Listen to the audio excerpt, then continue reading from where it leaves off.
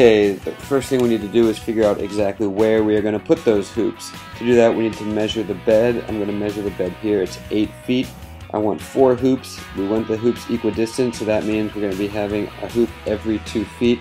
Here's my wife telling me, are you going to immortalize those socks? She's always busting on my socks, dude. I don't know what that's about, but in the interest of high fashion, I'm going to go ahead and take that off for her and for you.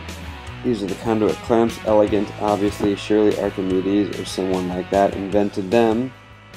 So we're going to take those conduit clamps. My old man calls them conduit clamps. The place where I bought them called them conduit straps. You can call them Macintosh apples. It doesn't really matter. What matters is we're going to go around marking where those conduit clamps are going to go, because they're going to hold in the bottom of our PVC pipe hoops. And once you mark where they're going to go, you're going to go ahead and start screwing them in, but leave the ends a little bit loose so that you can still get the pipe down behind them and then tighten it up. Maybe you saw a PVC pipe on the list and you were worried. This is PVC pipe. You totally know what it is. If you've been living on planet Earth, it's not a big deal.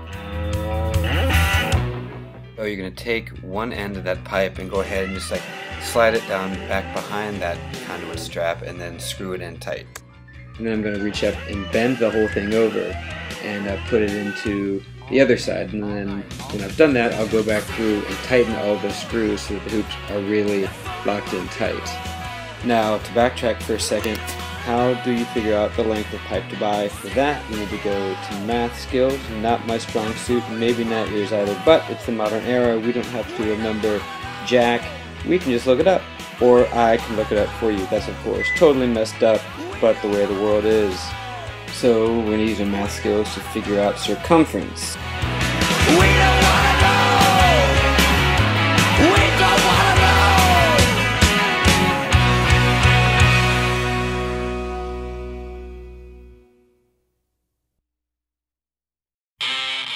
And here's to Lincoln Log Technology. For the Luddites of the world. Now you might notice that that hoop is not exactly the perfect half of the perfect circle. That's because if I did the math entirely the way that I just told you, we'd have come out to 6 feet for each pole, and I would have been crouching and crawling on my knees to get into all that kale and chard and all of it. So trusting I could still get the pipes to bend, I added 4 feet to make the hoops 10 feet. Now I lost the whole covered wagon, pioneering spirit, manifest destiny, go west young man kind of thing, but it did make my harvest easier. Okay, next step is to get wood to stabilize our hoops. Now New York City is great for this because it's salvage city. Everybody puts their trash out for everybody else to use, and as we all know, lots of people throw away good things heedlessly. So this is the wood that I found. This has been on the side of a building around the corner of my house for a couple of years. The building itself has had cinder blocks for windows for 11 years.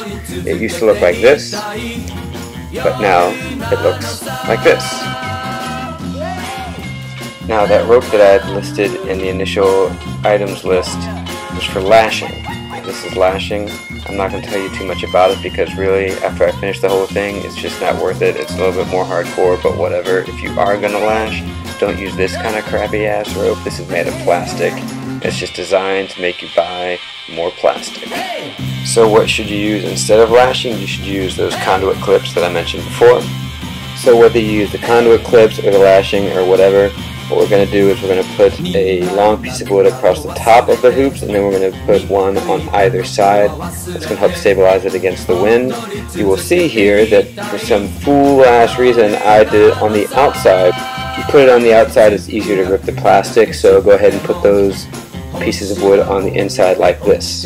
To increase stability, I went ahead and put in additional pieces of wood here to turn each bottom square, as you'll see, into 2 right triangles. Now we just need to attach that plastic sheeting. So you take that sheeting, unroll a length long enough so that you extend about 1 foot or 1.5 feet over each end. You go along the bottom of one side, you staple gun, I suppose you could use tacks as well, that plastic, and then you wrap it up over so you've got that covered wagon feel. Go ahead and then just staple gun the hell out of it.